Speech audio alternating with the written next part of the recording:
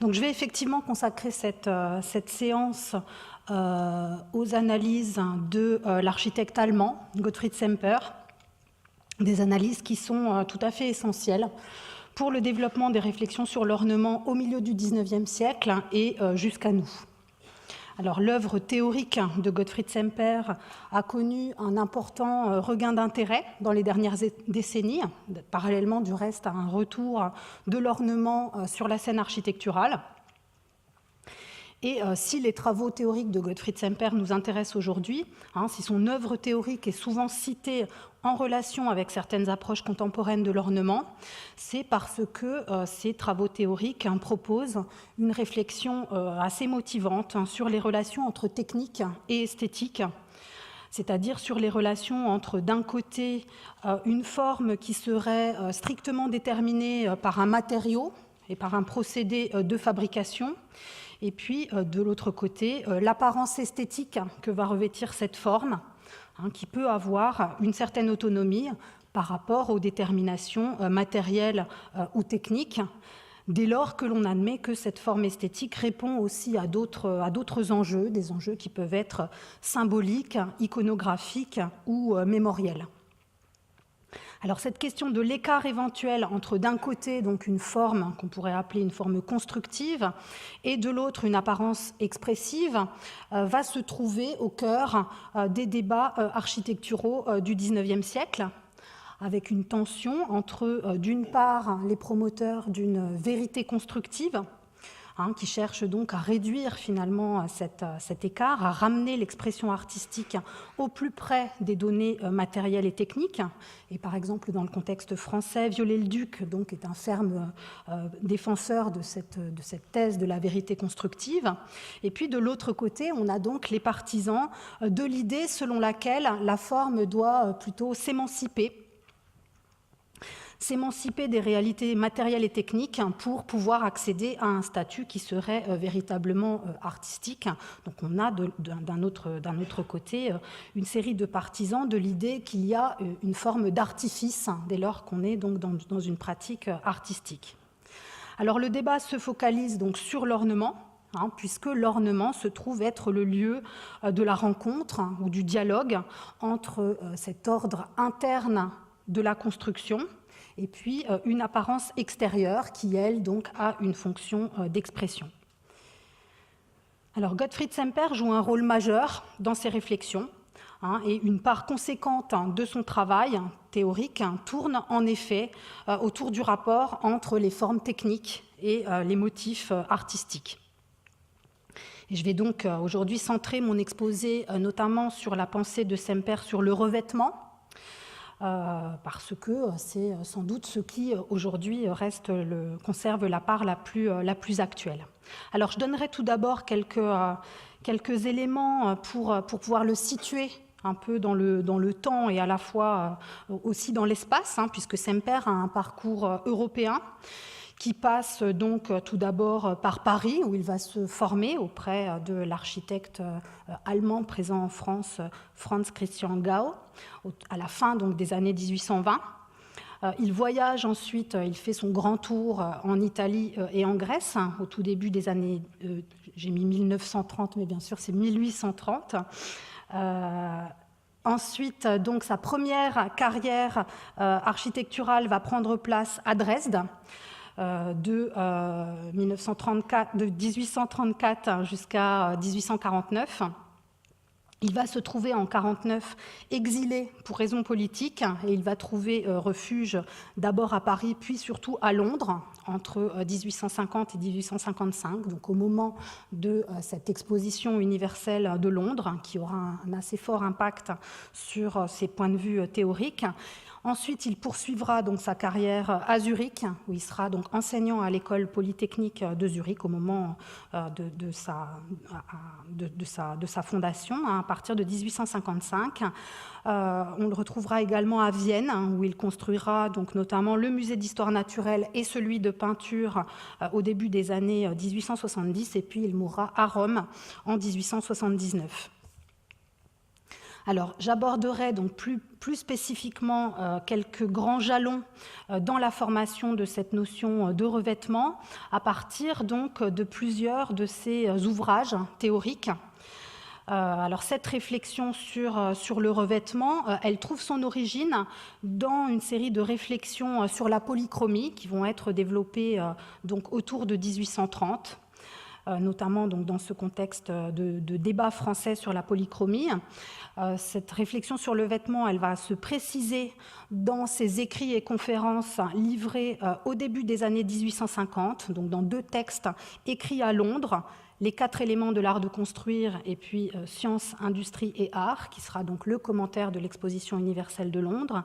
Et puis cette réflexion, elle aboutit d'une certaine manière dans son ouvrage majeur, donc Der Stil, le style, si on traduit en français, publié donc en 2 volumes, un très gros ouvrage publié donc entre 1860 et 1863, ouvrage dans lequel il propose une typologie des formes techniques et artistiques et dans lequel il va s'attacher plus spécifiquement à ce qu'il nomme les arts textiles dans l'architecture et au sein de cette partie à ce qu'il appelle donc le principe de revêtement. Donc j'évoquerai 4 séquences au fil de cet exposé. Premièrement, donc la place de Semper dans les débats sur la polychromie, sur la polychromie éventuelle des temples grecs, cette réflexion donc, qui est à l'origine de sa conception de l'ornement et de ce qu'on pourrait appeler le vêtement monumental.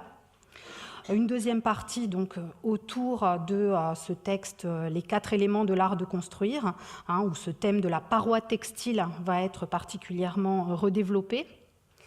Ensuite, donc, son analyse de l'exposition universelle de Londres, où il va se confronter à l'actualité des arts décoratifs et également à différentes traditions ornementales. Et enfin, donc, le chapitre sur le principe du revêtement dans cet ouvrage de 1860, donc Der Stil. Donc je reviendrai pour commencer en première partie sur la participation de Semper à l'un des débats très importants de l'époque qui concerne donc cette éventuelle polychromie des temples grecs, qui est donc à l'origine de sa conception du revêtement. Alors, au moment où Semper étudie en France, à la fin des années 1820, donc dans l'atelier de Franz Christian Gau, Franz est donc dans ce milieu architectural d'Allemands émigrés en France, au contact d'une discussion architecturale très vive, un débat qui concerne donc l'interprétation qu'on doit donner aux traces de peinture que les archéologues ou les voyageurs ont pu découvrir en observant les temples antiques de Grèce ou de Sicile, par exemple. Et il s'agit de savoir si l'extérieur des temples était ou non décoré de peinture. Et donc le débat oppose les partisans d'un modèle antique monochrome, où la peinture est limitée à l'intérieur du temple ou bien à quelques endroits extrêmement précis, et de l'autre côté, donc, les partisans d'une polychromie généralisée. Alors, on sait aujourd'hui que c'est plutôt la première thèse qui est exacte, que l'emploi de la couleur était localisé, plutôt dans les parties hautes, mais ce qui nous importe ici n'est pas tellement d'évaluer la véracité des hypothèses d'architectes comme Semper, donc des partisans de la polychromie totale, c'est plutôt de comprendre leur raisonnement et puis de comprendre donc les conséquences que ça a pu avoir sur la pensée architecturale, sur l'architecture du XIXe siècle et puis bien au-delà. Alors Semper rencontre cet autre architecte allemand présent à Paris, Jacques Ignace Hittorf, qui avait lui aussi porté la théorie donc d'un système de polychromie totale à partir de ses relevés, notamment du temple de Sélinonte en Sicile. Donc la thèse d'Itorf se consacre à l'architecture antique de la Sicile, dans un ouvrage publié à partir de 1826, où on voit donc ces très belles planches gravées qui sont ensuite rehaussées de couleurs. Et donc, au travers de ces planches, il vient décrire une polychromie totale, une polychromie qui est à la fois donc intérieure et extérieure, qui vient recouvrir les pierres et qui est décrite donc comme un système coloré. Alors cette idée est très discutée, très contestée. Itorf va continuer à la porter et cette restitution sera à nouveau présentée en 1851 dans un ouvrage donc toujours d'Itorf qui s'appelle « Restitution du temple d'Empédocle à Célinonte » ou « L'architecture polychrome chez les Grecs ».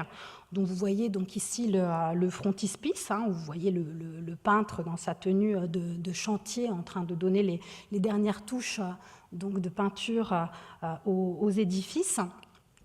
Et puis donc à droite, cette restitution supposée donc de ce temple sicilien, de ce temple en Sicile, le temple d'Empédocle.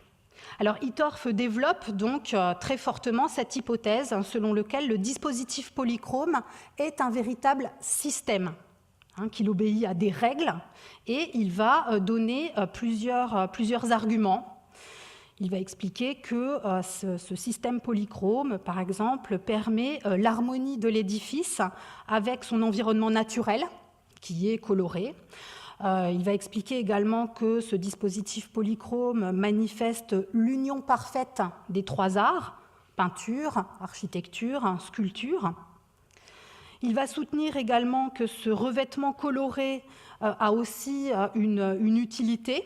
Il a son origine, selon lui, à l'époque où les temples étaient encore construits en bois et qu'on avait donc besoin d'un revêtement de stuc pour venir protéger la structure de l'édifice. Et donc ce revêtement de stuc qui supportait la peinture avait cette fonction aussi de protéger la structure. Et puis on voit qu'au-delà aussi de simplement la question de la peinture, on voit dans ce frontispice de l'ouvrage que Itorf représente ici également le temple avec toute une série de parures en fait, c'est-à-dire d'éléments qui sont rapportés, des guirlandes, des festons, des couronnes, etc. et même cette grande bannière qui viennent donc se rajouter à l'édifice. Alors bien sûr, on sait aussi que cet intérêt de Itorf pour la polychromie monumentale est aussi dirigé vers la pratique contemporaine de l'architecture, à l'époque où il va aussi dessiner le projet de l'église Saint-Vincent de Paul à Paris, donc avec ce projet d'une façade qui est une façade polychrome. Alors Semper va lui aussi s'engager dans ce débat avec des thèses finalement assez proches de celles de Itorf, qu'il a fréquenté, qu'il a croisé à Paris. Au début des années 30, donc, Semper va entreprendre depuis Paris un voyage de 3 ans en Italie, en Sicile et en Grèce, avec d'autres amis architectes, notamment Jules Goury et Édouard Metzger. Avec ces deux autres architectes, il projette d'ailleurs lui aussi un portfolio collectif des monuments antiques en contribution donc aux thèses sur la polychromie. Et ce portfolio ne sera que partiellement réalisé. Vous en voyez ici donc sur la partie gauche l'une des planches, mais certains des dessins réalisés à cette occasion seront également utilisés dans des publications futures et notamment dans l'ouvrage de 1860 d'Erstl. Alors Semper décrit à son tour donc la polychromie antique comme un système total. Et il va prendre une part active dans le débat sur la polychromie à un moment où celui-ci est dans son apogée. Et j'ai mis à côté donc, de cette image une autre restitution, celle de Franz Kugler, qui sera donc un opposant à Semper sur cette question, Franz Kugler étant lui un partisan donc d'une polychromie plutôt très localisée. Vous voyez que dans cette restitution, notamment toutes les parties porteuses structurelles, qu'il s'agisse des colonnes ou bien des triglyphes auxquels on attribuait une identité liée à une fonction constructive, puisqu'il s'agissait originellement de l'about des poutres. On imaginait que c'était le reste symbolique de cet about des poutres qui donnait ce dessin vertical des triglyphes.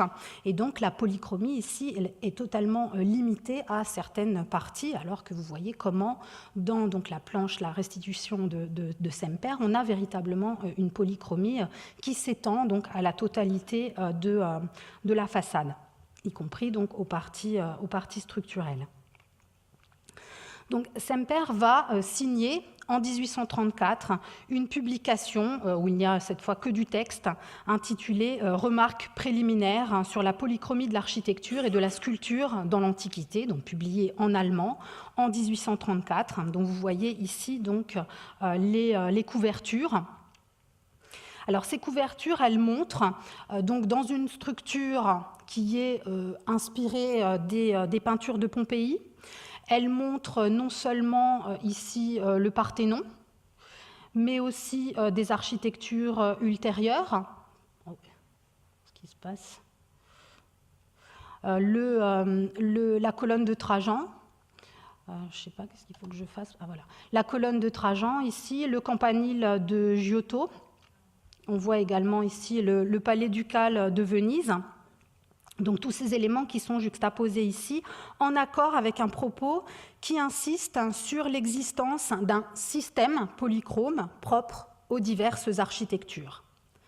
Le raisonnement, c'est que si on admet qu'il existe un système coloré pour le Moyen-Âge, par exemple, ou bien pour l'architecture de Pompéi, pourquoi on n'admettrait pas qu'il existe également des principes de polychromie qui seraient associés à l'architecture grecque ?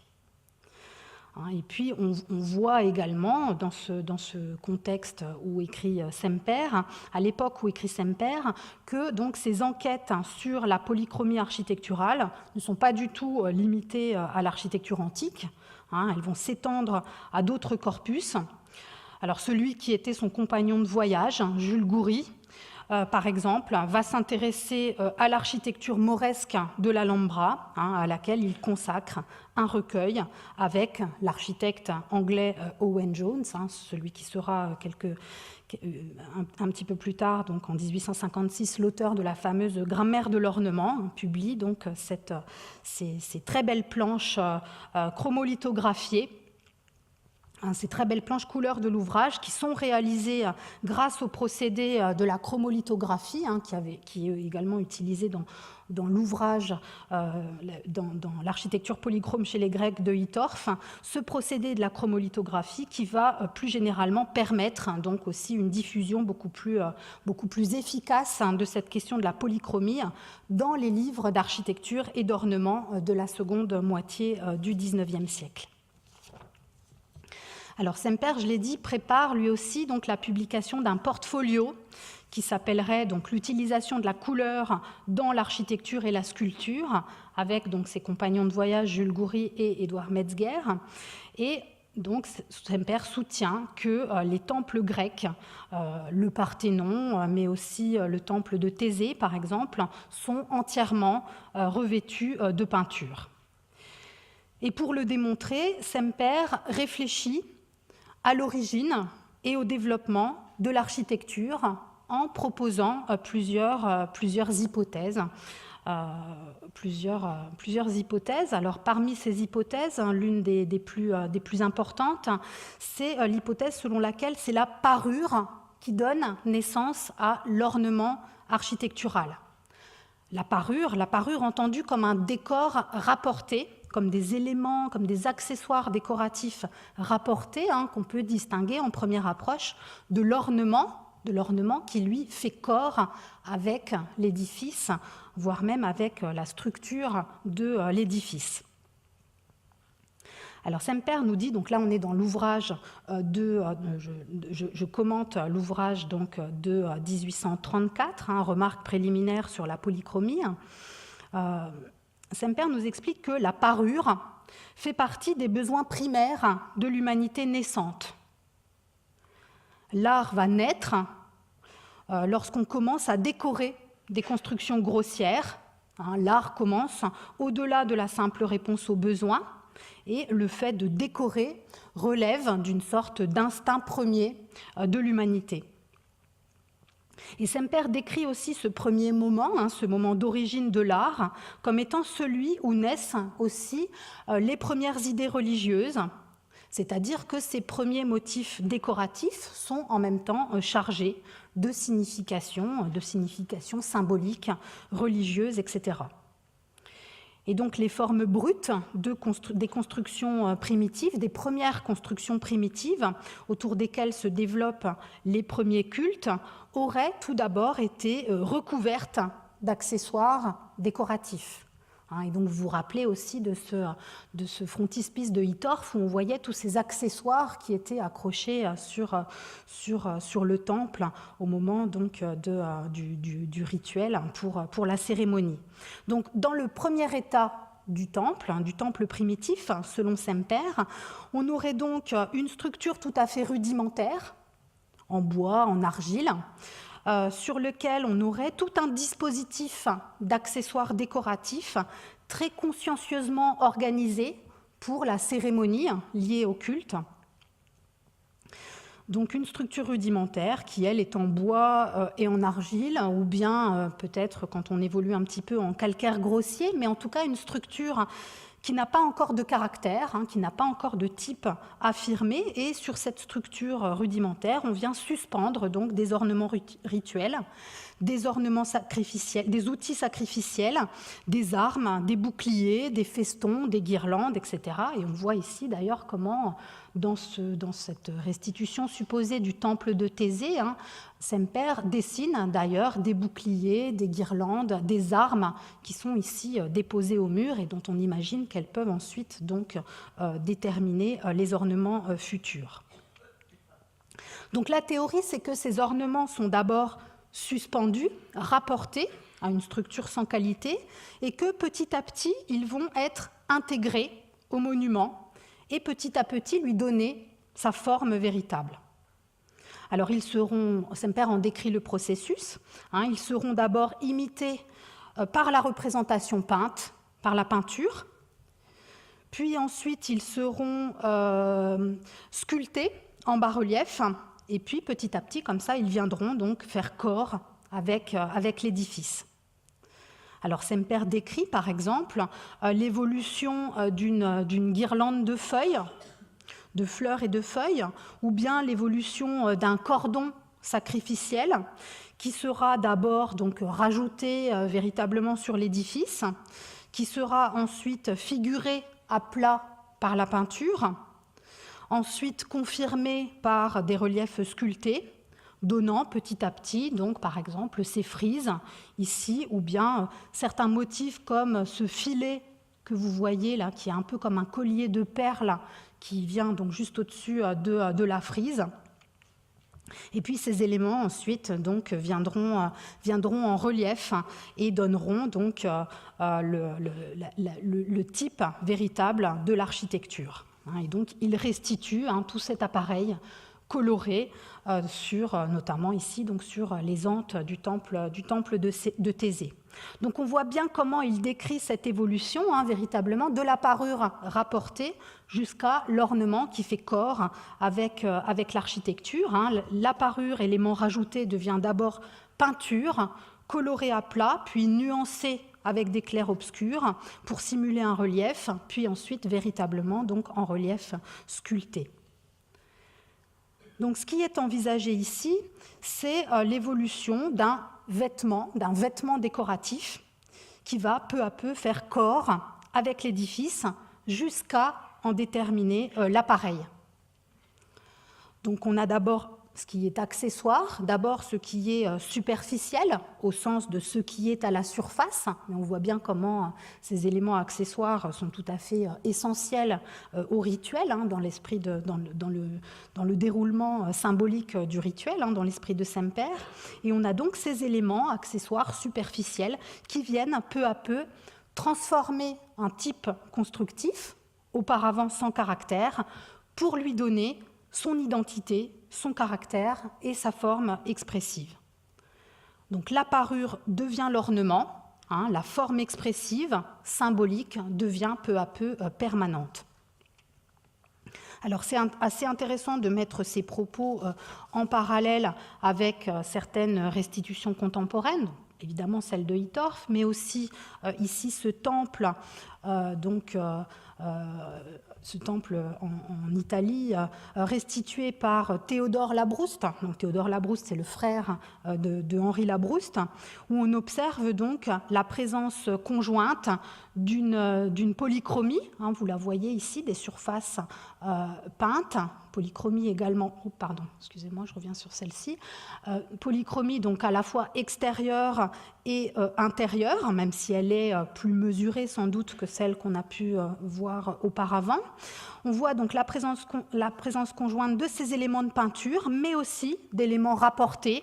Vous voyez des boucliers, des guirlandes, des festons, etc. Donc tout un système d'accessoires décoratifs que l'architecte ajoute ici à sa restitution parce qu'il imagine qu'ils sont tout à fait essentiels au rituel. Et donc vous avez ici la différence entre l'élément relevé et puis donc la restitution par l'architecte. Alors la deuxième idée qui est portée donc, dans le texte de 1834 sur donc, les remarques préliminaires sur la polychromie, la deuxième idée portée par Semper, c'est que le perfectionnement constructif va être au service de cette forme expressive. Ce que Semper veut démontrer, en portant cette fois l'attention aux évolutions des matériaux et aux évolutions des techniques, donc il va s'intéresser au perfectionnement progressif de la construction pour montrer comment ceux-ci viennent véritablement donc servir cette forme symbolique. Alors les temples primitifs tels qu'ils les imaginent donc étaient originairement constitués de cette simple structure en bois et en argile. Il explique que petit à petit on va passer à des temples primitifs en calcaire gris, que donc les premiers décors peints viennent effectivement sur un revêtement de stuc apposé sur cette construction encore grossière. Là aussi, cette idée que ce revêtement de stuc vient dans un premier temps protéger cette structure. Et puis, Semper nous dit qu'à l'époque la plus avancée, les Grecs auraient utilisé le marbre parce que le marbre apparaissait comme un support parfait, comme le meilleur support. Parce que la qualité très fine du marbre et sa teinte claire rendaient le revêtement de stuc superflu et permettait de peindre directement donc à même la pierre. Alors c'est assez intéressant parce que de l'autre côté, les détracteurs de la polychromie, eux, argumentent que le marbre est un matériau bien trop noble pour avoir été caché sous une couche de peinture. Donc c'est assez intéressant de voir comment Semper répond à cet argument finalement en inversant la logique. Les Grecs, dit-il, ont précisément choisi le marbre blanc parce que c'était le meilleur support pour recevoir ensuite la peinture. Alors donc Semper s'intéresse, vous le voyez, aux évolutions progressives à la fois de la forme esthétique et de la forme constructive, de la nature constructive, en mettant en avant donc d'un côté une pérennisation de la forme décorative, avec ces ornements d'abord accrochés qui acquièrent une valeur symbolique et qui donc deviennent peu à peu permanents et donnent leur type à l'édifice, qui déterminent donc petit à petit la forme artistique. Et puis de l'autre côté, une évolution de la nature constructive, puisque du bois, en passant par le calcaire gris, jusqu'à la construction en marbre, on vient trouver peu à peu la meilleure réponse matérielle et technique donc à cette demande de vêtements artistiques. Et donc tout le raisonnement est extrêmement intéressant puisqu'il introduit cette dialectique entre la permanence des habitudes rituelles, des formes symboliques, et puis d'autre part l'évolution des formes matérielles et techniques.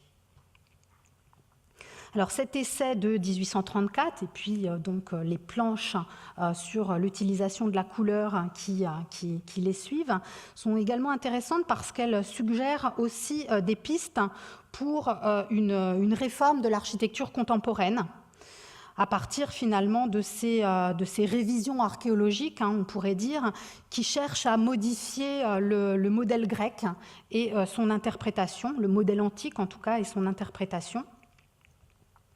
Semper fait remarquer que le temple grec monochrome, le type monochrome que certains de ses contemporains considèrent comme le modèle de l'architecture antique, n'est en fait que son squelette. Vous voyez ici la comparaison donc, entre la restitution par Stuart et Revette en 1827 du temple de Thésée et donc celle donnée par Semper en 1832. On a évidemment un écart entre les deux interprétations qui est assez forte. Dans le premier cas, Semper critique donc un modèle de l'architecture antique qui n'est en fait que son squelette, qui n'est jamais qu'une ossature qui était destinée à recevoir un revêtement artistique. Un squelette qu'il compare d'ailleurs aux os de mammouth qui sont retrouvés par les paléontologues, et que les paléontologues, bien sûr, eux, ne confondent pas avec la réalité vivante de l'animal. Et donc Semper attribue la pauvreté de l'architecture de son siècle au fait que la plupart des architectes s'en tiennent finalement à imiter des squelettes, sans en restituer ni la chair ni le vêtement qui était donc indispensable pour leur donner véritablement vie. Et il invite ses contemporains à se dégager de cette imitation servile des squelettes de l'architecture antique, et il les invite plutôt à tirer les leçons de ce qui leur donnait la vie. Et finalement, ce qui leur donne la vie, c'est les ornements, c'est-à-dire c'est ce qui les lie véritablement à leur contexte culturel, religieux et social. Tout cet appareil qui est au service du rituel et au service donc de la vie collective contemporaine.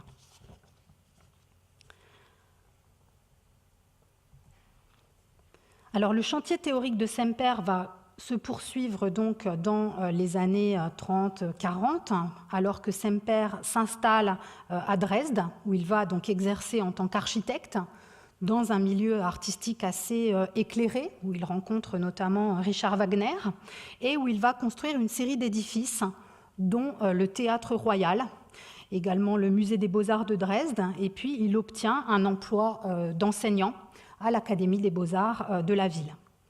Et c'est dans ce cadre, donc, où il est à la fois architecte et enseignant, qu'il va mettre en chantier un projet de livre très ambitieux, un projet qui est celui donc, d'une étude comparative des édifices qui donnera, donc, 2 décennies plus tard, l'ouvrage d'Erstl. Alors, une étude comparative des édifices, le terme est assez intéressant puisque ce terme d'étude comparative fait référence, par exemple, à l'anatomie comparée, c'est-à-dire à ces travaux qui interrogent l'origine et la diversité des espèces animales. Ce terme fait également référence aux grammaires comparatives, qui, elles, interrogent donc l'origine et l'évolution des langues.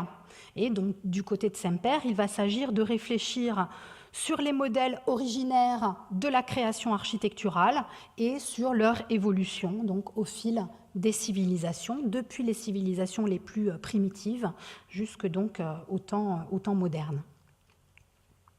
Alors ce grand projet va trouver sa première étape, ce grand projet théorique va trouver sa première étape dans une petite étude, dans un petit essai qui s'intitule donc « Les 4 éléments de l'art de construire », qui va paraître toujours en allemand donc en 1851. Et ce texte reprend la discussion sur la polychromie, donc cette question du vêtement monumental polychrome, mais va en même temps lui trouver une nouvelle base. Alors cet ouvrage, il est rédigé après que Semper est condamné donc, à l'exil politique pour avoir pris part à l'insurrection locale à Dresde en 1849. On raconte que Semper aurait mis ses talents d'architecte au service des constructeurs de barricades. Et donc Semper est condamné à l'exil. Il va trouver refuge à Paris, puis ensuite à Londres. Et il va abandonner donc derrière lui non seulement sa famille, mais aussi surtout une carrière tout à fait florissante. Il va se retrouver donc sans travail et donc va également pour cette raison se réinvestir assez fortement dans l'élaboration théorique. Alors dans cet ouvrage, Les 4 éléments de l'architecture, Semper se propose donc d'analyser l'évolution de l'architecture à partir de 4 éléments ou 4 motifs primitifs qui seraient, selon lui, les origines fondamentales de la création architecturale. Et ces 4 motifs sont donc le foyer, la terrasse, le toit et la clôture. Et c'est ce 4e thème, la clôture, qui l'intéresse plus spécifiquement, parce que ce thème porte donc une nouvelle compréhension de la paroi polychrome et va permettre de lui donner donc un sens, une signification ou une interprétation nouvelle. Alors ce terme d'élément dans le titre est un petit peu trompeur parce qu'il ne s'agit pas ici véritablement de désigner des éléments physiques de la construction, ou plutôt il ne s'agit pas seulement de désigner des éléments physiques de la construction, et il faudrait plutôt parler d'idées basiques, de thèmes ou de motifs. Chacun, selon lui, trouve sa source dans un métier primitif, dans une technique originaire qui va ensuite être utile à l'architecture. Alors on peut les décrire successivement. Donc le premier de ces éléments, c'est le foyer ou le feu. Semper nous explique que le feu, le foyer est l'élément autour duquel les premières tribus se sont rassemblées. C'est, dit-il, l'élément moral de l'architecture. C'est l'élément qui devient le premier embryon des institutions sociales, qui inclut la famille, on parle du foyer familial, ou bien le foyer religieux avec l'autel qui représente aussi donc ce foyer. Et puis le foyer est également associé donc à une technique. Le foyer donne naissance à l'art céramique parce que c'est un art du feu et plus tard donnera naissance à la métallurgie. Donc le foyer associé à l'art céramique. Et puis les 3 autres motifs vont être plus directement architecturaux. Donc il s'agit de la terrasse, du toit et de la clôture, qui ont tous les 3 pour enjeu donc de protéger le foyer, de protéger donc le feu au sens concret, mais aussi plus métaphoriquement donc de protéger l'institution qui serait familiale, sociale ou religieuse. Alors par terrasse, il faut entendre en fait une sorte de socle, un socle en pierre qui vient donc préserver la flamme de l'humidité du sol. Autour de la terrasse, autour du terre-plein, se développent, selon Semper, les travaux de fortification. En termes techniques, la terrasse va être originairement associée à la taille de la pierre et à la construction en maçonnerie. Donc la construction d'une terrasse maçonnée qui a donc ce sens initial de terrassement et de fortification. Ensuite, le toit. Alors, ce n'est pas seulement le toit, c'est le toit avec ses supports structurels, donc un toit avec son ossature, l'ossature qui le porte, on pourrait dire, une sorte d'abri donc porté sur une structure, sur une sorte d'échafaudage. Donc le toit qui vient, lui, protéger la flamme de la pluie, et puis qui engendre la notion de charpente, qui est donc associée cette fois au travail du bois. Et enfin, donc, la clôture qui protège la flamme des vents. En même temps, c'est elle qui vient donc définir un espace intérieur ou bien un monde privé, distinct donc de l'environnement extérieur. Et puis cette clôture, elle prend son origine dans le tressage, d'abord de rameaux végétaux, puis ensuite dans le tissage de certains éléments, et ces tressages initiaux de rameaux végétaux deviennent bientôt des panneaux tissés, puis ensuite des tapis, des éléments textiles qui seront donc accrochés sur la structure. Et c'est dans ces éléments donc, textiles, dans ces éléments accrochés sur la structure, dans ces éléments de clôture, que Semper voit l'origine donc, du vêtement polychrome, de la paroi polychrome. Donc la clôture la plus primitive, en tressage de rameaux végétaux, est présentée comme l'ancêtre de la paroi tapie, qui elle-même est l'ancêtre de la paroi peinte. Et selon Semper, cet élément est le plus important parce que c'est lui qui, le premier, va recevoir un décor. C'est donc lui qui, le premier, prend un sens symbolique et donne donc au foyer son sens véritablement symbolique. Alors on peut aussi au passage insister sur le fait qu'il distinguera bien le mur de maçonnerie, le mur de maçonnerie qu'il désigne en allemand par le terme de Mauer en allemand, donc ce mur maçonné qui appartient au socle, à la terrasse, et il distingue très bien ce mur de la paroi textile, qui sera désignée par le terme de Wand en allemand, qui est simplement cette surface qui a pour rôle de qualifier l'espace intérieur. Et cette dissociation donc, entre le mur et la paroi est assez importante. Il revient dessus à plusieurs reprises. Alors le texte suggère donc d'analyser l'architecture à partir de l'utilisation de ces 4 motifs. Et ces 4 motifs, on peut les résumer ainsi dans un tableau. Ce tableau, Semper continuera à le développer et c'est lui qui donnera la base de son ouvrage futur d'Erstil.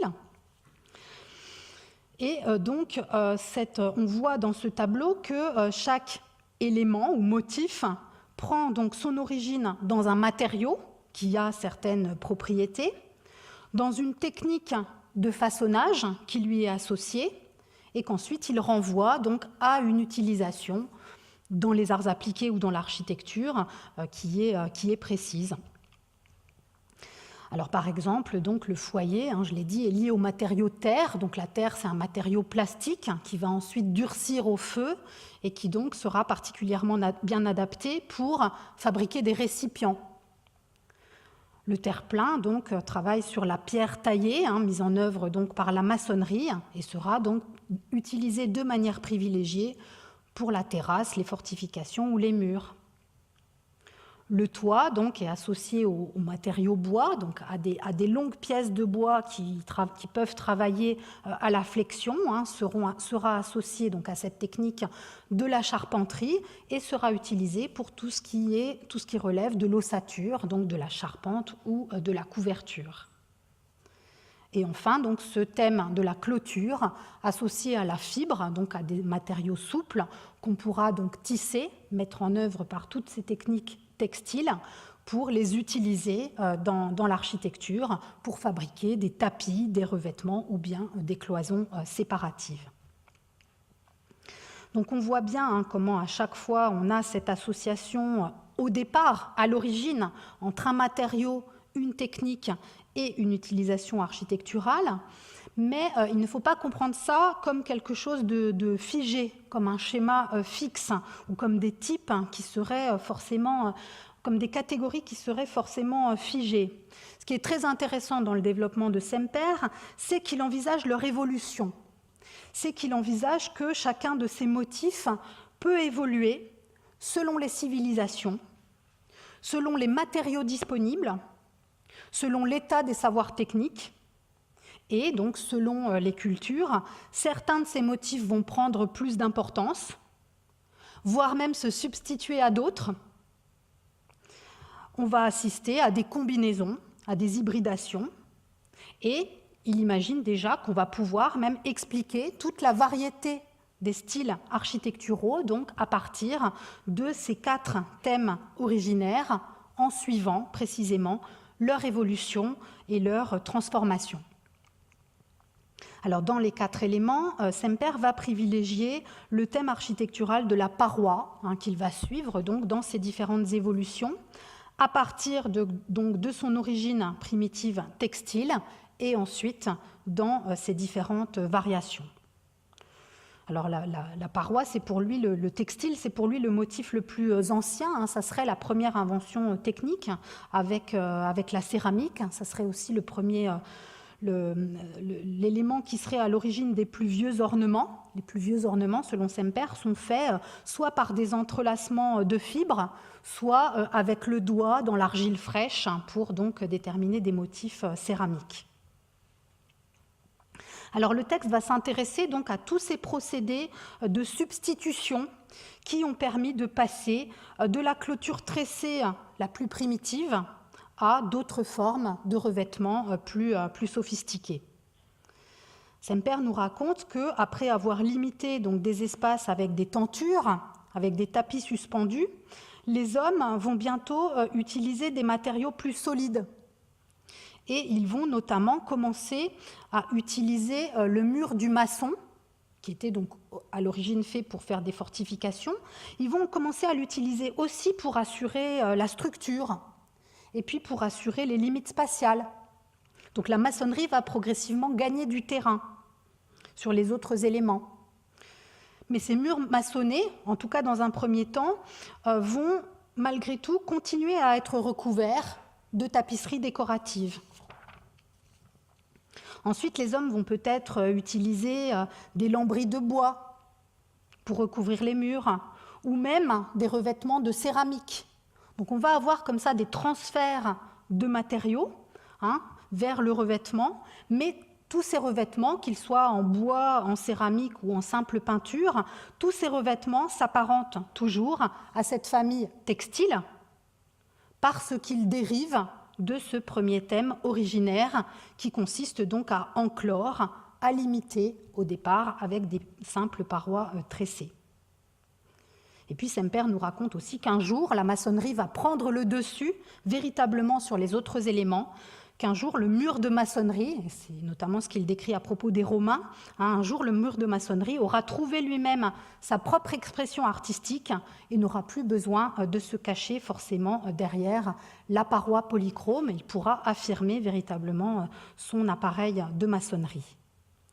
Mais avant de s'intéresser à cette séquence, Semper s'intéresse tout d'abord à la phase où le motif donc textile, ou cette origine textile, s'affirme encore très fortement.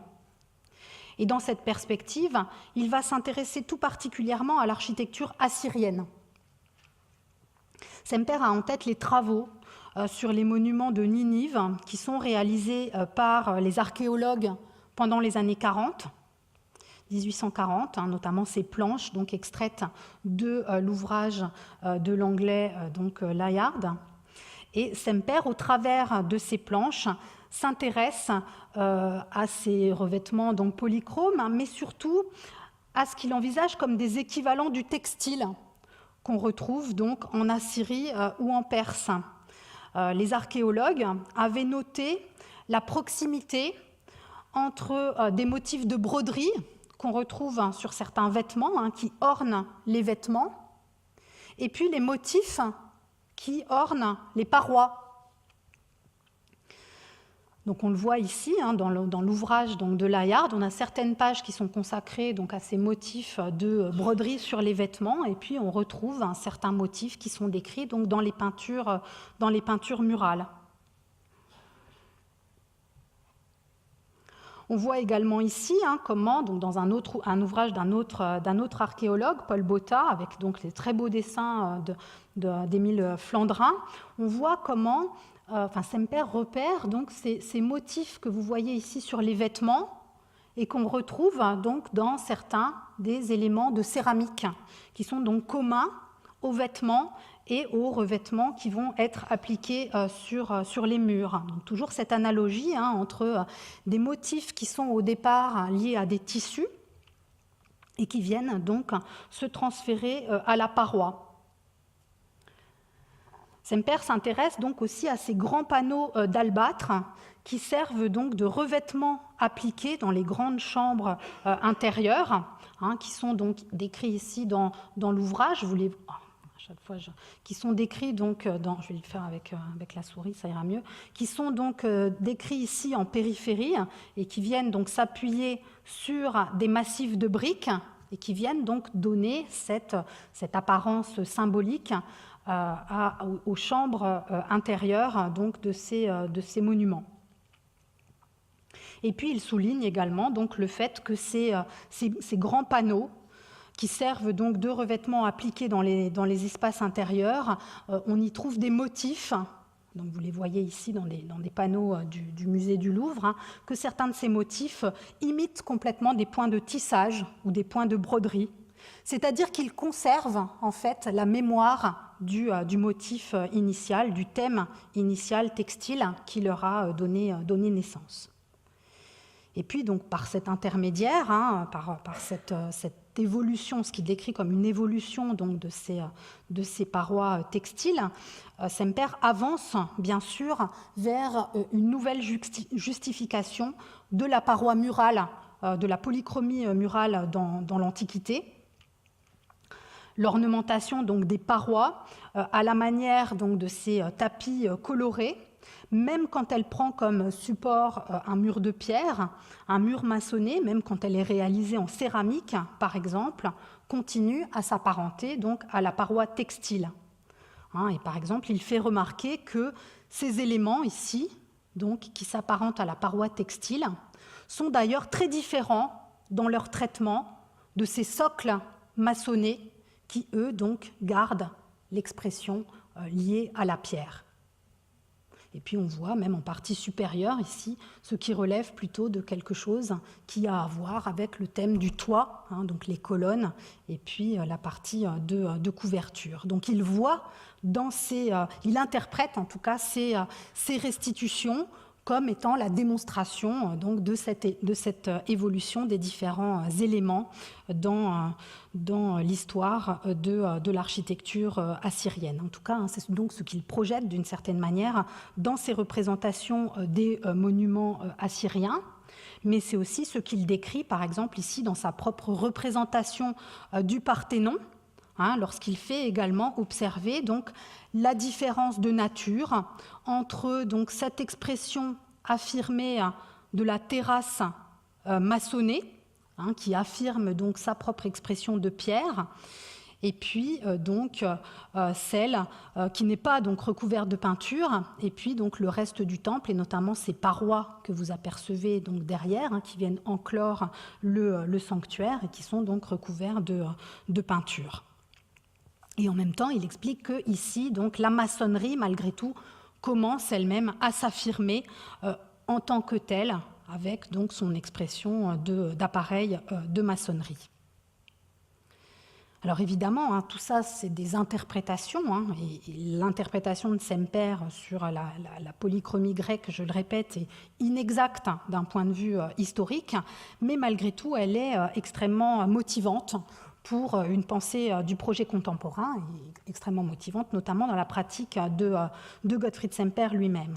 Alors le texte des 4 éléments va lui-même se terminer donc, par des ouvertures contemporaines, par ce qu'il appelle des applications pratiques, que l'on peut mettre donc, en relation avec donc, l'architecture de Semper lui-même, les architectures ultérieures de Semper.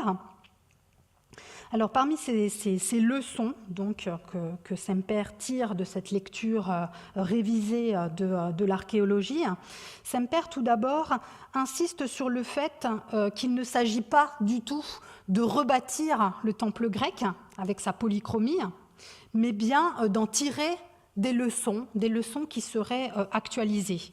Et de ce point de vue, on peut dire qu'il se distingue d'une certaine manière de Hittorf, qui construisait donc Saint-Vincent de Paul, un peu à la manière d'un temple antique. Chez Semper, il y a l'idée qu'il faut véritablement transposer plutôt les leçons vers le présent. Et donc la première leçon qu'il évoque, c'est ce fait que, selon lui, la polychromie antique a malgré tout perdu sa base historique à l'époque romaine, c'est-à-dire au moment où les Romains ont développé l'art de la maçonnerie, au moment où les Romains ont su donner une autorité artistique aux murs de pierre, et donc l'appareil de la pierre elle-même a trouvé son apparence artistique et n'a plus eu besoin de se cacher derrière la paroi polychrome. Il y aurait donc un moment dans l'histoire où le mur de pierre a acquis historiquement son écriture artistique et n'a peut-être plus besoin, donc systématiquement en tout cas, de la polychromie. Mais malgré tout, dit Semper, ce thème originaire du revêtement peut tout de même, dans certains cas, être utile à l'architecture contemporaine. Et on a donc cette réévaluation de ce motif polychrome, ou du motif de la paroi colorée, ou en tout cas ornée, dans l'architecture contemporaine. Et Semper parle bien sûr du XIXe siècle, mais on peut sans doute aussi l'entendre encore aujourd'hui. Il nous explique que ce thème originaire peut, par exemple, être rappelé quand la qualité du matériau est insuffisante, ou bien quand l'entretien extérieur du mur demande un traitement par un enduit.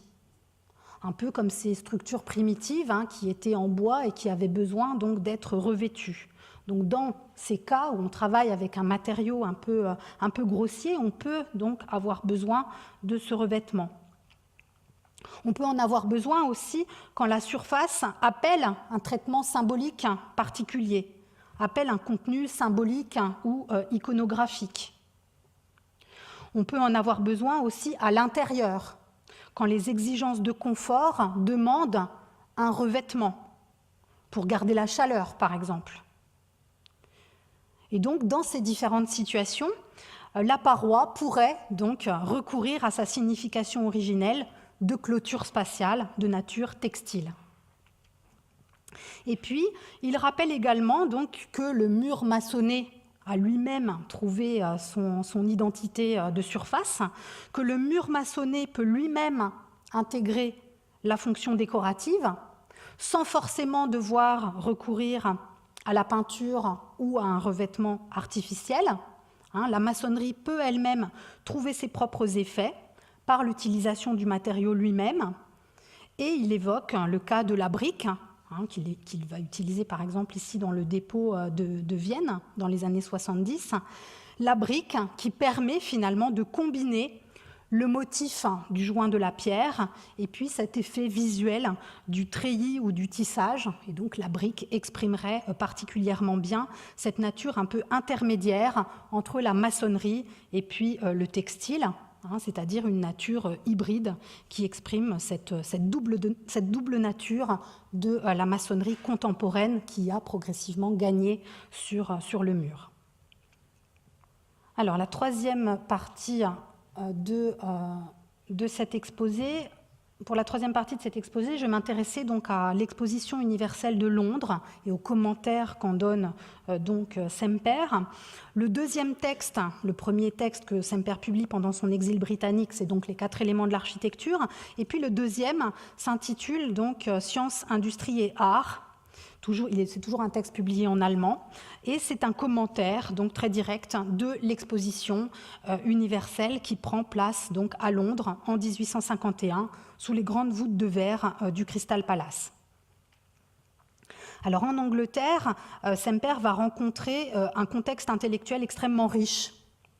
Il va être présenté à Henry Cole, qui est donc l'un des responsables organisateurs de cette grande exposition, qui va l'aider d'ailleurs à trouver du travail. Semper va préparer notamment les dessins pour certaines sections de l'exposition, la section canadienne, la section turque, la section suédoise, je crois également. Donc il prépare les dessins pour certaines sections et ça lui donne aussi donc un accès spécial dans l'édifice. Ça lui permet d'assister véritablement à la fois à l'édification du bâtiment et en même temps donc à l'exposition. Alors cette exposition, donc, qui va se tenir de mai à octobre 1851, c'est véritablement le point de mire d'un formidable bouillonnement intellectuel en Angleterre. Alors, je ferai juste quelques rappels. Donc, cette manifestation qui s'appelle donc en anglais Great Exhibition, on la considère aujourd'hui comme la première des expositions universelles, à la fois parce qu'elle est internationale, mais aussi parce qu'elle veut couvrir tous les domaines de la production humaine. Elle ne se limite pas du tout à un domaine précis, elle veut véritablement couvrir tous les champs.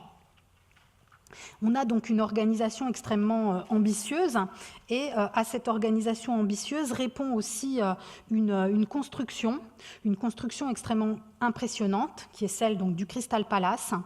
Le Crystal Palace qui va fasciner les observateurs par la rapidité de son édification, puisque le Crystal Palace est monté en moins d'1 an. Le chantier commence à l'été 1850 et l'exposition donc ouvre ses portes en mai 1851. Donc Semper, comme d'autres observateurs à Londres à cette époque, assiste donc à ce véritable événement que constitue le montage de cette immense structure de métal, conçue donc par l'ingénieur Joseph Paxton. Mais Semper assiste aussi à sa transfiguration. D'une part par sa mise en couleur, la structure est colorée, mise en couleur par un autre architecte militant pour la polychromie architecturale, puisque c'est Owen Jones qui est donc chargé de cette mise en couleur de la structure du Crystal Palace. Donc Owen Jones, qui était cet auteur, le co-auteur du recueil sur l'Alhambra en 1842, puis qui sera aussi donc quelques années plus tard, en 1856, l'auteur de la fameuse grammaire sur l'ornement, donc également quelqu'un d'extrêmement important pour les réflexions sur l'ornement au milieu du 19e siècle. Donc transfiguration donc, par la mise en couleur de la structure, mais aussi par l'installation des différents dispositifs d'exposition. Vous voyez ici ces éléments qui viennent recloisonner les sections, l'installation de donc non seulement donc cette structure colorée, mais aussi de ces grandes tentures. On voit vraiment cette transformation d'une ossature de métal au départ totalement dépouillée en une structure qui est une structure polychrome, support de tentures, de bannières et puis de toute une série d'accessoires variés. Donc Semper voit ici une construction rudimentaire qui va donc bientôt être reconfigurée par l'intervention de la couleur et par l'installation de tous ces éléments, rideaux, tentures et tous ces accessoires décoratifs qui vont ensuite donc être exposés dans la manifestation. Et puis tout ça résonne évidemment très fortement avec ces réflexions préliminaires sur l'utilisation de la couleur, sur la capacité de l'intervention superficielle des éléments rapportés à venir donner vie à un simple échafaudage structurel. Donc le chantier, tout d'abord, et sa transformation constituent évidemment un événement pour Semper comme pour d'autres architectes contemporains, au moment où on s'interroge sur la capacité de la construction métallique d'engendrer véritablement une architecture, c'est-à-dire sur la capacité de la construction métallique à trouver véritablement une expression artistique, monumentale, au-delà donc de la simple technique utilitaire. Mais c'est bien sûr aussi le contenu de l'exposition qui va focaliser l'attention des différents observateurs, puisque cette exposition donc, va constituer un moment extrêmement important de la réflexion sur les arts décoratifs, ou plus largement de la réflexion sur l'évolution des rapports entre l'art et l'industrie, au moment où se prépare aussi en Angleterre une importante réforme de l'enseignement des arts appliqués à l'industrie. Alors cette exposition de 1851, elle est souvent donc décrite comme un tournant important dans l'histoire de l'art, dans l'histoire des arts décoratifs, parce que tout d'abord, elle catalyse une prise de conscience de l'avènement de l'âge de la machine, de son rôle croissant dans la production du cadre quotidien, des objets quotidiens. Elle est aussi un moment important pour une prise de conscience d'une économie capitaliste mondialisée, on pourrait dire. Karl Marx fait partie des critiques de cette exposition, qu'il considérait comme un moment où la bourgeoisie vient exposer ses productions. ses dieux, même il dit, la bourgeoisie vient y exposer ses nouveaux dieux.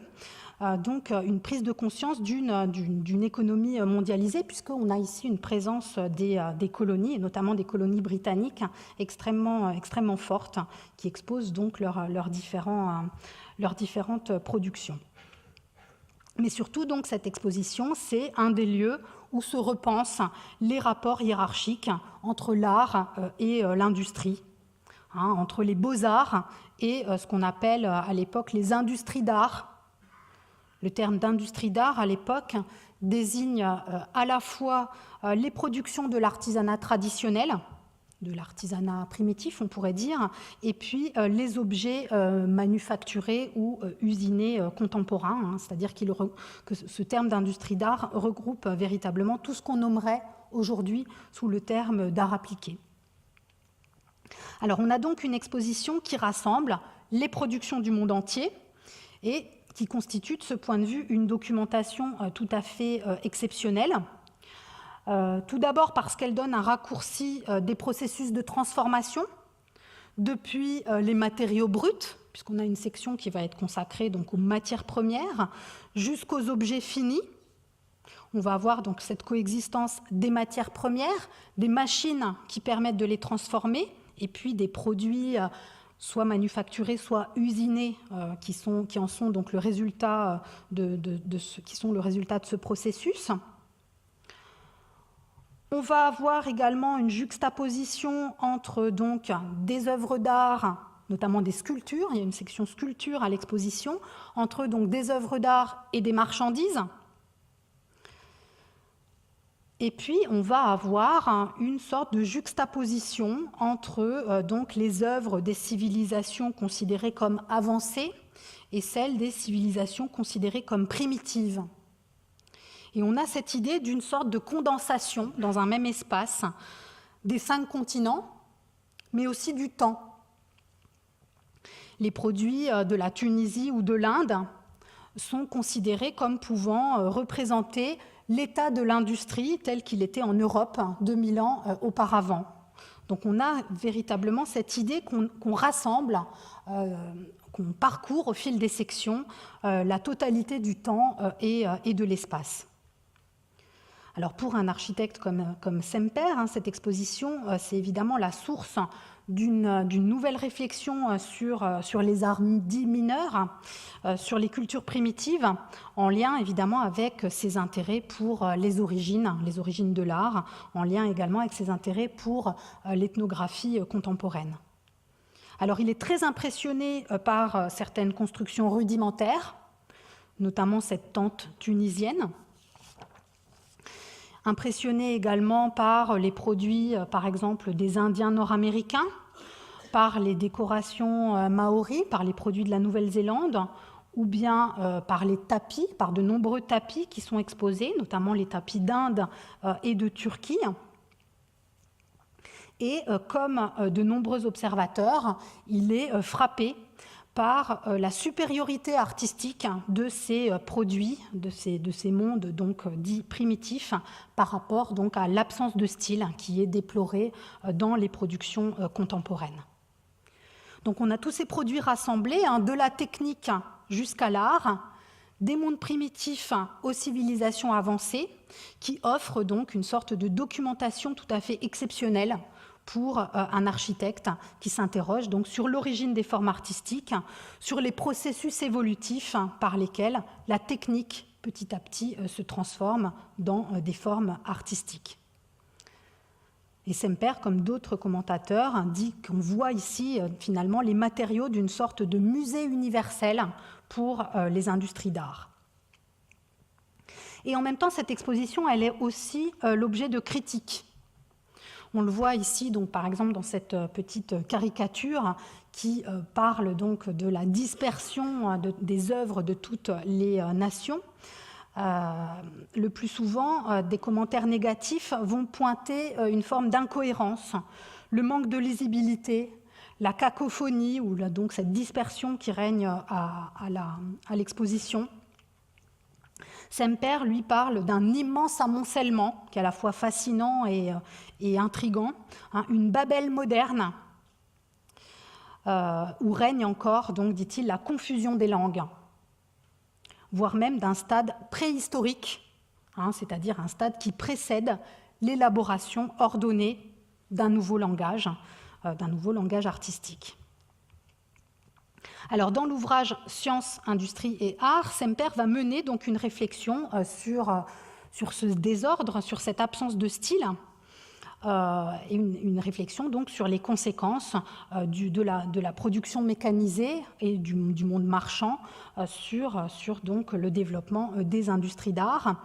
Et puis, il va redévelopper l'hypothèse d'une évolution depuis les métiers d'art, donc depuis finalement les accessoires décorés, vers le développement d'une expression artistique qui serait, elle, donc plus élevée. Alors, réflexion sur la mécanisation tout d'abord, puisque l'exposition focalise l'attention sur la production de ces accessoires décorés qui sont désormais produits en série, donc avec des procédés qui utilisent parfois la machine ou des techniques modernes. Donc des bibelots, des mobiliers, des tissus, des ustensiles de table, des verreries, etc. Tout un ensemble d'objets qui étaient auparavant réservés à une petite clientèle d'élite, à une petite clientèle aristocratique, qui étaient auparavant donc fabriqués par un artisanat de luxe. Et ces objets sont maintenant fabriqués en série pour répondre donc à une demande qui est une demande croissante, démocratisée, qui émane maintenant de la bourgeoisie et des classes moyennes.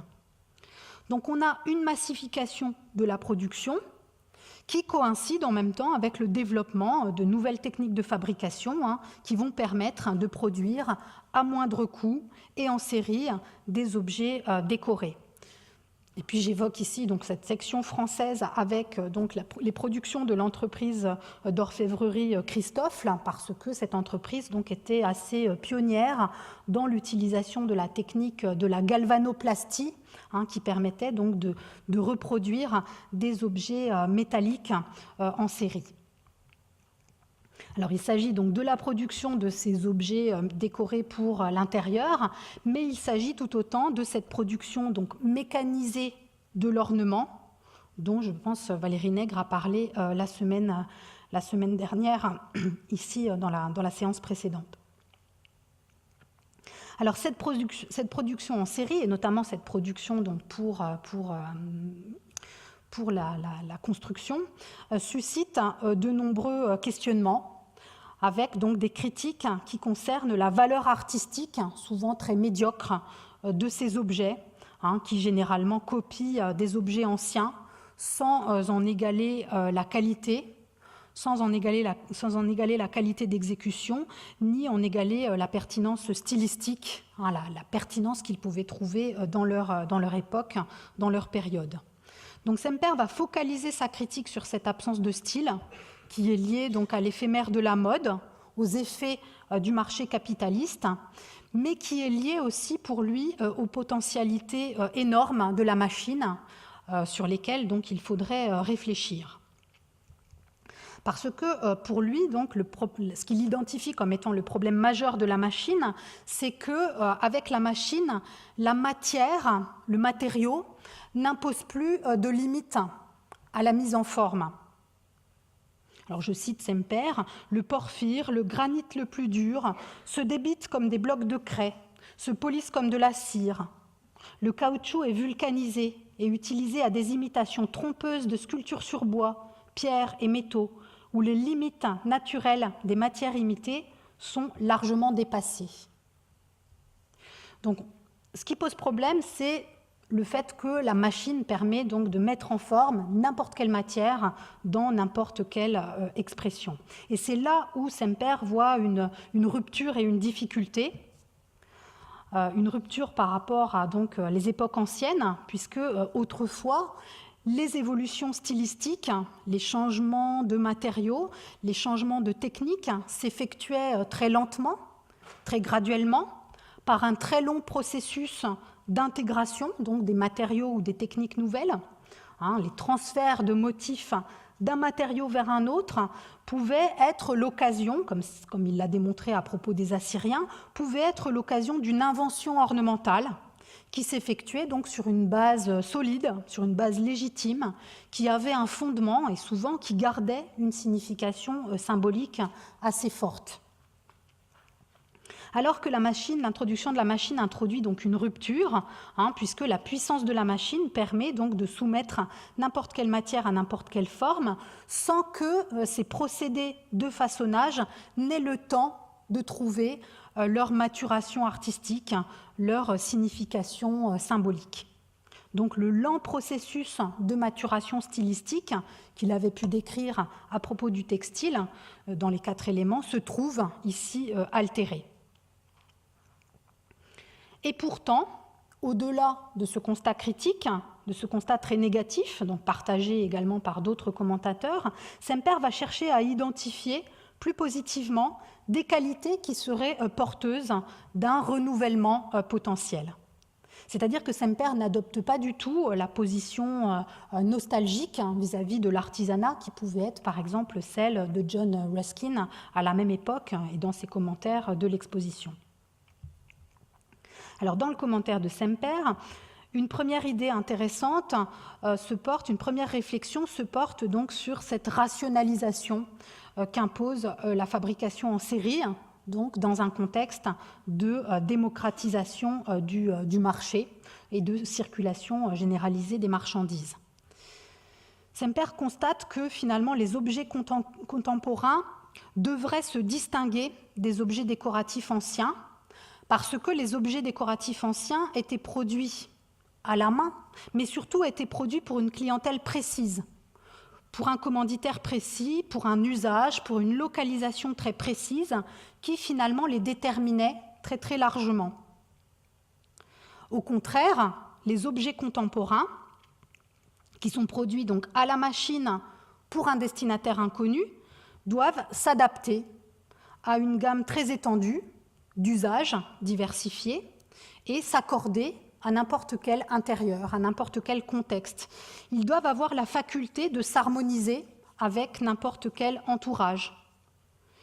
Et Semper rapproche la qualité que devraient avoir ces objets de ceux du bazar oriental, parce que donc, dans les sections orientales de l'exposition, il voit des objets qui sont des objets multifonctionnels, qui ont des formes et des couleurs simples et qui ont cette faculté de s'harmoniser avec n'importe quel intérieur.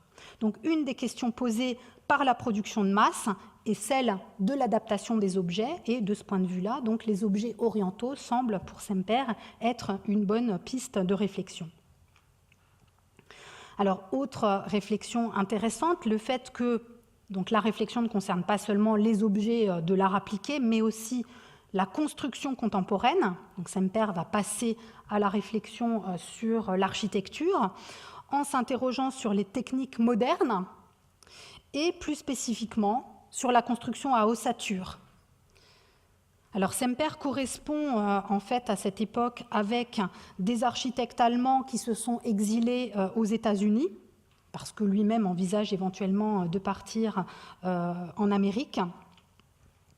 Et donc dans le texte « Sciences, industrie et art », on a un très long commentaire des procédés de construction en bois des maisons américaines. Donc il n'y a pas d'image associée à ce développement. Donc j'ai mis en image ici une image de la section américaine à l'exposition universelle. Donc un commentaire donc, sur la construction en bois à ossature des maisons américaines. Et Semper se demande dans quelle mesure existent ici les ferments possibles d'un nouveau style architectural. Alors il explique que les États-Unis donc, sont un pays neuf, un pays donc plus directement en phase avec les conditions du capitalisme moderne, où on va avoir une production architecturale qui ne sera pas nécessairement alourdie par le poids des traditions, comme c'est le cas en Europe.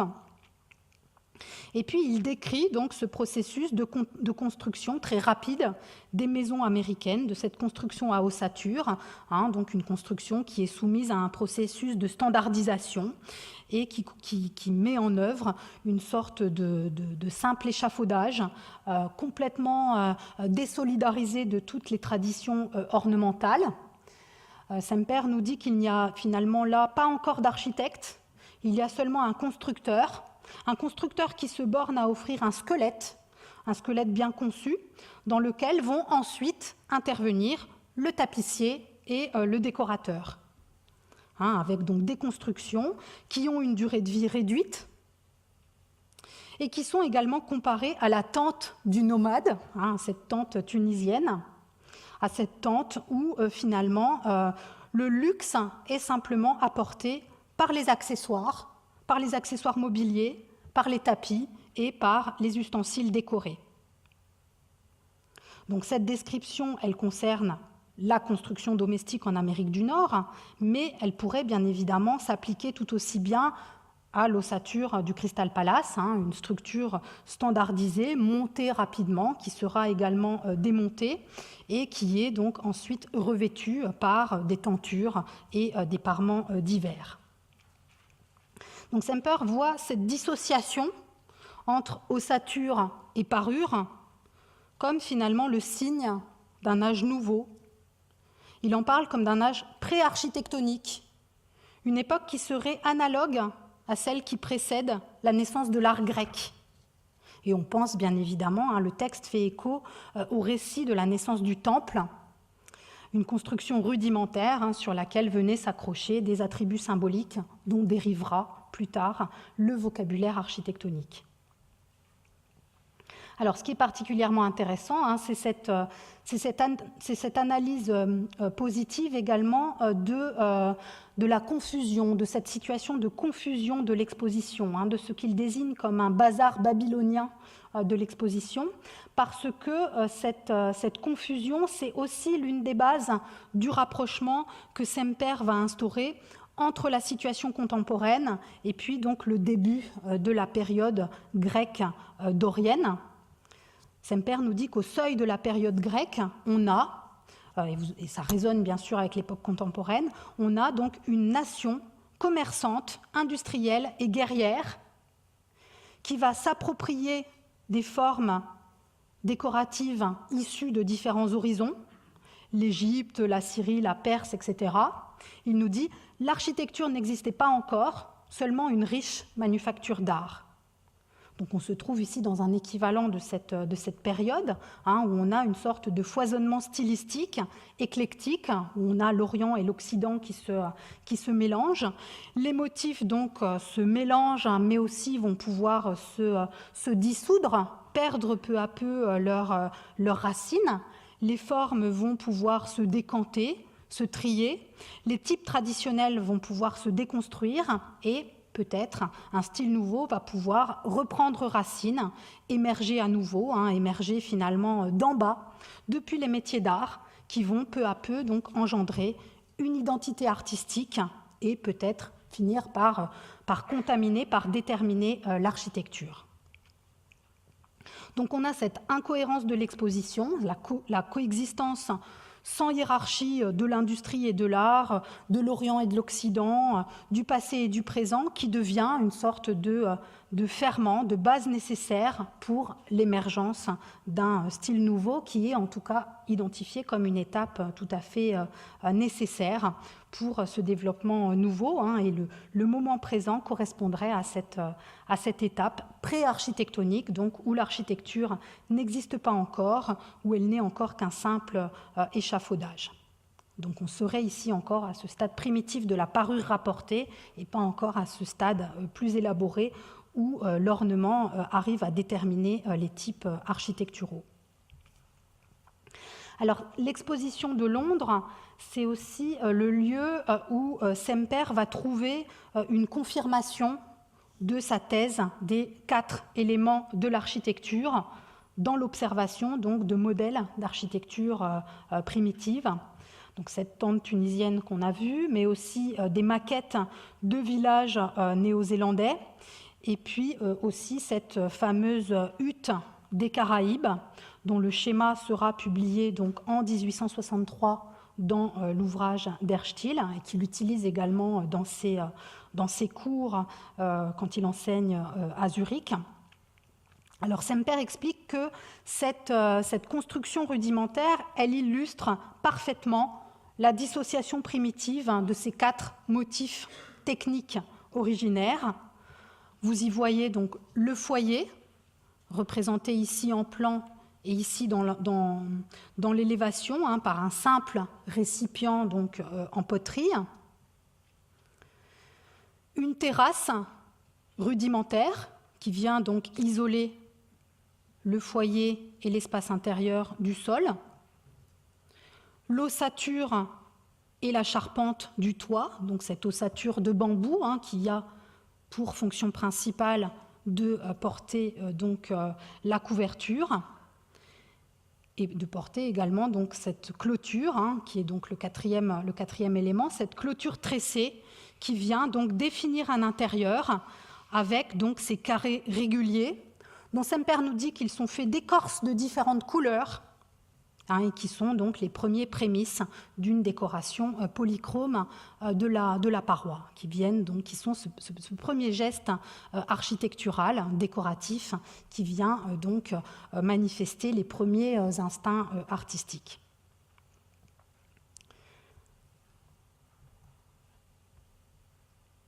Alors, dans cette quatrième et dernière partie, je voudrais montrer comment le livre d'Erstl va prolonger et synthétiser un certain nombre de réflexions antérieures et puis ouvre aussi à certains développements ultérieurs.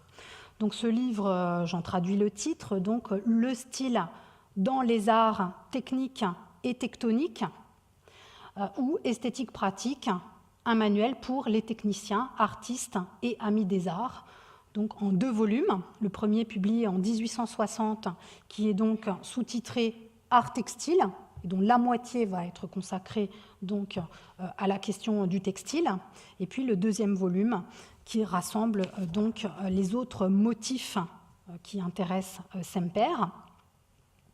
Alors ce texte, il formalise finalement une sorte de grand projet encyclopédique de classification des différents styles, des différents arts techniques, ce qu'il appelle donc les arts techniques, à partir de 4 grandes familles qui découlent donc de ces 4 motifs techniques originaires et qu'il va décrire au fil de l'ouvrage dans l'ordre supposé de leur apparition historique.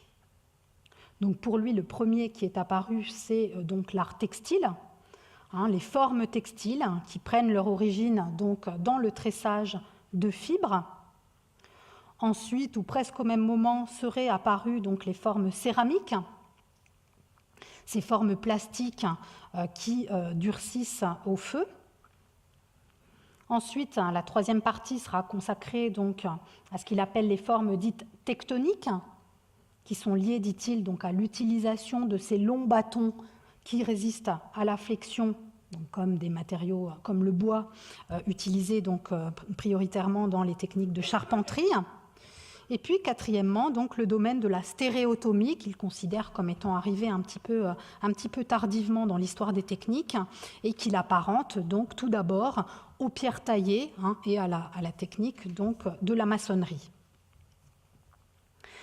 Et puis, Semper va ajouter une 5e partie, en fait, une 5e partie qui est consacrée à la métallurgie, parce que Semper a également beaucoup réfléchi à la question donc, du métal. Je n'ai pas développé ça aujourd'hui, mais notamment ce qui l'intéresse dans le métal, c'est que finalement, le métal est un matériau qui peut être utilisé finalement de différentes manières. On peut se servir du métal pour fabriquer des cottes de mailles. Et donc, dans ces circonstances-là, le métal va s'apparenter à l'art textile. On peut se servir du métal pour fabriquer des récipients, et donc la métallurgie a quelque chose aussi à voir avec la céramique, ou bien, évidemment, on peut s'en servir, par exemple, pour des ossatures, et donc il y a aussi une forme d'affinité entre certaines utilisations du métal et la famille de la tectonique, par exemple.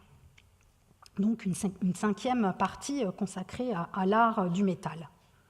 Alors ce plan, donc en 5 parties, Il faut le comprendre aussi comme une forme de réponse à ce bazar mondial, à cette Babel moderne que représentait l'exposition de Londres, à ces produits qui étaient exposés sans hiérarchie ou avec des mauvaises catégories selon Semper. Ici, il s'agirait de reconstruire finalement l'équivalent d'un musée culturel de l'humanité, d'une encyclopédie des productions humaines qui serait donc désormais classée à partir de ces motifs et rendus lisibles à partir de leur origine technique ou de leur idée fondamentale technique. Chacune de ces parties de l'ouvrage va suivre donc l'évolution d'un motif depuis les techniques originaires vers leur assimilation par différents arts appliqués et puis dans l'architecture. On va suivre donc ces transformations, ces évolutions et ces combinaisons. Et dans ce qui est donc une sorte de grande fresque, de grand panorama, l'art textile et ses dérivés va prendre donc un rôle tout à fait prépondérant, puisqu'il occupe plus de la moitié du premier volume. Alors cette première partie consacrée à l'art textile, elle se présente donc comme une grande histoire qui va suivre et décliner les différents avatars du thème du tissage, du tressage, donc de ce thème de la paroi tapis, dans ses différents rôles et dans toutes ses déclinaisons successives, en passant bien sûr par la polychromie et par tous les types de revêtements dans les différentes civilisations. Alors je ne vais pas refaire toute cette histoire, je vais simplement m'arrêter sur quelques aspects qui sont développés dans cette partie consacrée au textile. On peut réévoquer tout d'abord ce rôle premier qu'il accorde donc au textile dans la formation des premières notions artistiques. C'est en effet à cette famille textile qu'il va attribuer la naissance des premiers ornements, des tout premiers ornements, des tout premiers symboles culturels. Vous voyez ici cette citation, le nœud est peut-être le plus ancien symbole technique, un symbole qui devient tout de suite un symbole artistique. C'est-à-dire que les motifs de tressage, les nœuds, les points de tissage, les points de broderie constitueraient selon lui donc les premières expressions véritablement artistiques, symboliques, associées donc à des significations culturelles. Et puis il nous dit que c'est également du domaine textile que proviennent, donc dès l'origine des civilisations, les premières notions de création spatiale. L'enclos le plus primitif, le plus grossier, est fait de tressage de branches. Longtemps avant l'invention donc, du mur du maçon, les premiers espaces intérieurs sont définis par ces palissades tressées puis ensuite donc tissées. Un deuxième aspect assez longuement développé dans cette partie consacrée au textile et qu'on retrouve aussi dans d'autres écrits de Semper, ce sont donc ces analogies entre la parure, entre les costumes, les accessoires des personnes et puis l'architecture ou les ornements architecturaux dans différentes civilisations et peut-être plus spécifiquement avec donc les différents types de colonnes qui partagent selon lui un style commun. Parce que, selon lui, donc, le style vient d'abord des arts secondaires et notamment donc, des vêtements. Alors on voit par exemple cette comparaison entre la parure et l'architecture qui est faite ici à propos de l'architecture égyptienne.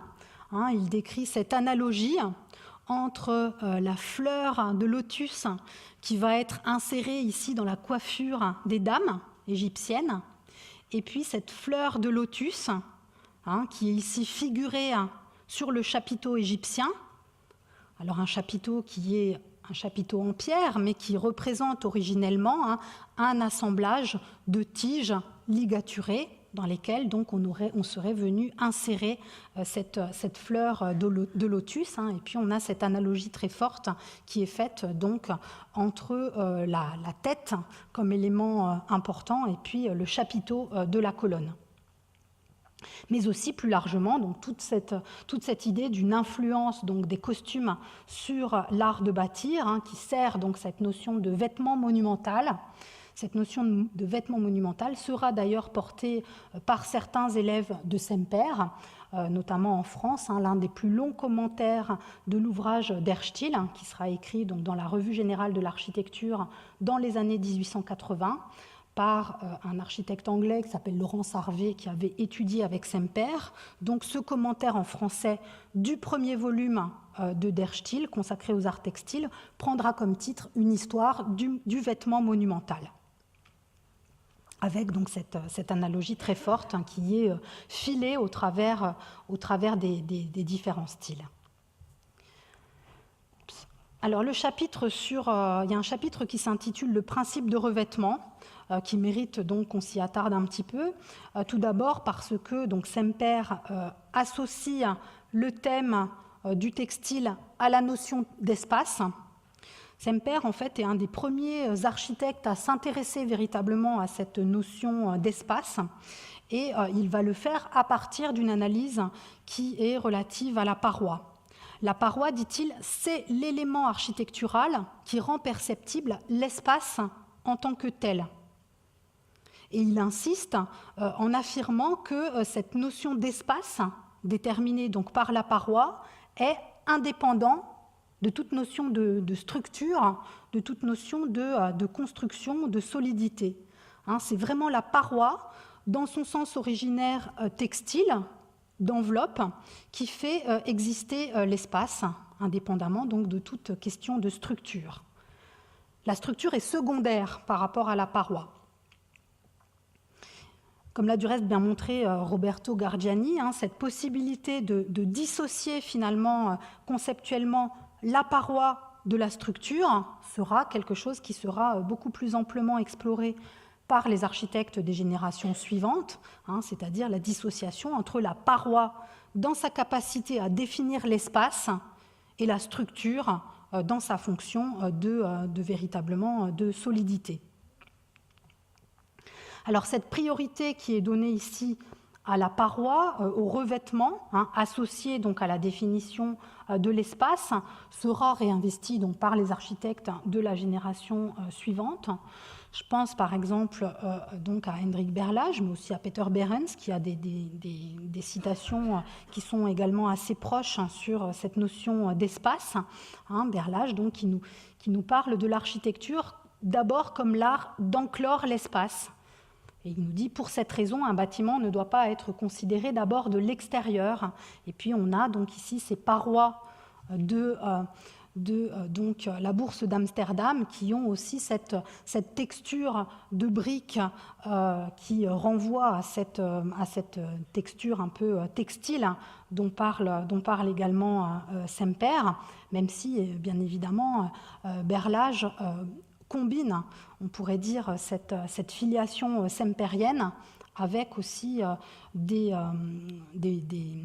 comment on pourrait dire, avec des origines qui viennent aussi de Viollet-le-Duc sur la vérité de la structure dans cet édifice de la bourse d'Amsterdam. Alors, sur cette question où la paroi est associée donc à la notion d'espace, à la définition de l'espace, de ce point de vue, on décrit assez justement Adolf Loos parmi les héritiers de Semper les plus intéressants, les plus complexes aussi, puisque Adolf Loos va écrire à son tour en 1898 un texte qui s'intitule également « Le principe de revêtement », un texte qui suit assez étroitement l'argument proposé par Semper. Il cite d'ailleurs Semper dans cet article, l'argument donc d'une priorité de la paroi tapie sur la structure. Adolf Loos nous dit « Au commencement, il y a eu le vêtement. Avant l'architecture, il y a eu le vêtement. Les tapis, nous dit-il, les tentures, qui permettent de créer une ambiance chaude et habitable, sont la première notion d'architecture. Et d'ailleurs, créer une ambiance chaude et habitable, donc créer un espace qui a une qualité par sa périphérie, c'est, selon Loos, dans ce texte, le rôle premier de l'architecte. Sa deuxième tâche étant celle d'imaginer le dispositif structurel qui permettra donc de matérialiser cette ambiance réalisée par l'enveloppe. Alors la position de Loos est assez subtile, puisque vous savez que Loos a aussi développé toute une critique de l'ornement, mais il faut bien comprendre que cette critique de l'ornement n'est pas un refus du revêtement. C'est plutôt un refus du mauvais revêtement ou de l'accessoire qui serait rajouté à contrario d'une volonté qui est celle donc de la création d'espace. Alors donc dans ce texte que je commente un petit peu du principe de revêtement, Loos énonce ce qu'il appelle la loi du revêtement. Et il nous dit les matériaux doivent être travaillés de telle manière qu'on ne pourra pas confondre le revêtement avec le matériau qu'il revêt. Par exemple, un bois peint pourrait être peint de n'importe quelle couleur, sauf de la couleur du bois. C'est-à-dire que si on revêt, si on amène un revêtement, c'est pour transformer, et d'une certaine manière, le revêtement doit s'affirmer comme étant un matériau de revêtement, doit affirmer son statut de revêtement. C'est ce qui se passe ici, par exemple, dans la maison Müller. On voit la différence entre donc, cette structure, cette deuxième tâche de l'architecte de béton et de remplissage de briques, qui vient ensuite donc, être revêtue avec ses revêtements de marbre, avec ce revêtement de marbre qui assume son statut de revêtement et son statut donc non porteur en installant donc les veinures du marbre de manière verticale. Alors, je vais revenir maintenant à Semper avec donc un dernier passage que je souhaite commenter, qui est toujours donc dans cette partie consacrée au textile et au principe du revêtement, cette partie où Semper affirme le principe du masque de la réalité dans les arts. Et Semper va comparer l'architecture monumentale à un dispositif scénographique, théâtral, à un dispositif qui serait analogue au masque, au costume, à la parure, dans une logique donc de transfiguration de la réalité matérielle. C'est, nous dit Semper, en masquant la structure pour donc qualifier l'ambiance que l'espace va prendre sa véritable qualité artistique. Et ce processus de transfiguration de la réalité correspond selon lui à la naissance de l'art proprement dit, c'est-à-dire au moment où l'art va s'émanciper de la technique. Et de ce point de vue, c'est bien sûr l'art grec qui est décrit comme un tournant tout à fait fondamental dans l'histoire de l'art occidental, un moment où va s'imposer ce qu'il appelle donc le principe du masque de la réalité dans les arts. La conception du temple comme un dispositif scénographique qui met en scène les processions, etc., ce qui est donc restitué ici dans sa restitution de l'Acropole. Cette conception du temple comme dispositif scénographique coïncide même, selon lui, avec l'invention du théâtre, c'est-à-dire avec le développement du drame grec. Et finalement, cette conception de l'architecture, elle procède finalement des mêmes instincts, des mêmes volontés théâtrales, et donc l'Acropole restituée comme le lieu d'un rituel théâtralisé dont participent aussi bien les costumes que l'architecture. Alors j'ai mis cette citation qui est en fait une toute petite, une assez longue note dans le chapitre donc consacré au principe du revêtement, qui est donc en note du texte, mais qui est assez intéressante, où Semper nous dit « Je pense que le vêtement et le masque sont aussi vieux que la civilisation humaine, et la joie qu'ils procurent est celle qui a conduit les hommes à devenir sculpteurs, architectes, peintres, poètes, musiciens, dramaturges, en bref, artistes. Toute création artistique, tout plaisir esthétique présuppose un certain esprit de carnaval, ou, pour m'exprimer en termes modernes, la fumée des bougies de carnaval est la vraie atmosphère de l'art. » Donc vraiment cette insistance sur cette notion d'artifice. Et bien sûr, il faut restituer cette idée aussi dans la proximité de Semper avec Richard Wagner, que je n'ai pas développé ici, mais aussi dans ses implications à répétition dans des projets de théâtre qu'il s'agisse donc des différents projets pour l'opéra de Dresde. Donc vous voyez ici donc la reconstruction de la seconde version de l'opéra de Dresde, ou bien de certains projets justement pour Wagner qui ne verront pas le jour. Et on voit donc cette dimension très théâtralisée de l'espace dans le hall, dans le foyer donc de l'opéra de Dresde, où on voit une polychromie multiforme en fait, qui peut à la fois être donnée par les matériaux eux-mêmes, qui revêtent donc les murs périphériques, mais aussi par l'utilisation donc de la peinture, notamment donc dans les voûtes. Alors ce passage que j'ai cité, il concerne bien sûr l'architecture monumentale, la grande architecture, l'architecture dans sa plus haute expression symbolique. Et on est évidemment assez loin ici de la doctrine de la vérité constructive, de la doctrine de Semper, de Viollet-le-Duc, selon laquelle tout ornement devrait forcément dériver d'une nécessité matérielle ou technique.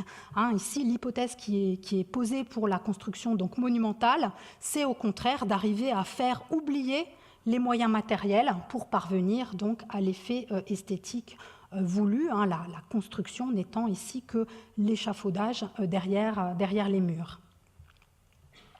Et néanmoins, le masque n'est jamais conçu comme un camouflage, mais bien comme une transfiguration. Alors j'ai mis ici ce deuxième passage, qui est la suite du passage précédent, où Semper nous dit « Se masquer n'apporte rien si ce qui se trouve derrière le masque est mal fait, ou si le masque ne vaut rien. Seule une réalisation technique parfaite, un traitement correct des matériaux en fonction de leur qualité, et le respect de cette qualité dans le modelage de la forme pourront faire oublier les matériaux mêmes et contribueront ainsi donc à libérer la création artistique. » Alors on voit bien comment finalement la juxtaposition de ces deux passages permet de souligner finalement toute la richesse, toute la complexité de cette notion de revêtement, avec d'un côté cette idée donc positive du masque, de l'artifice, de la parure rapportée, et puis en même temps cette insistance sur le respect des qualités propres des matériaux. Alors j'arrive à la fin de l'exposé, je terminerai juste en indiquant qu'on est sans doute donc avec Semper dans un moment extrêmement particulier de cette réflexion sur l'ornement, dans une sorte presque d'inversion par rapport à une conception qui voit l'ornement comme une émanation de l'appareil constructif, de l'appareil structurel, ou comme un commentaire qui viendrait accompagner certaines articulations précises de la structure. Vous voyez bien comment, dans les textes que j'ai sélectionnés et commentés, au contraire, s'affirme finalement une certaine autonomie du décor, de la forme ornementale, c'est-à-dire donc de cette volonté d'art. Ces textes, en tout cas, ils invitent au moins à envisager des relations plus complexes, moins univoques, entre, d'un côté, les déterminations matérielles et techniques, et puis de l'autre, donc, les registres esthétiques et symboliques de la forme architecturale. Voilà, je vous remercie.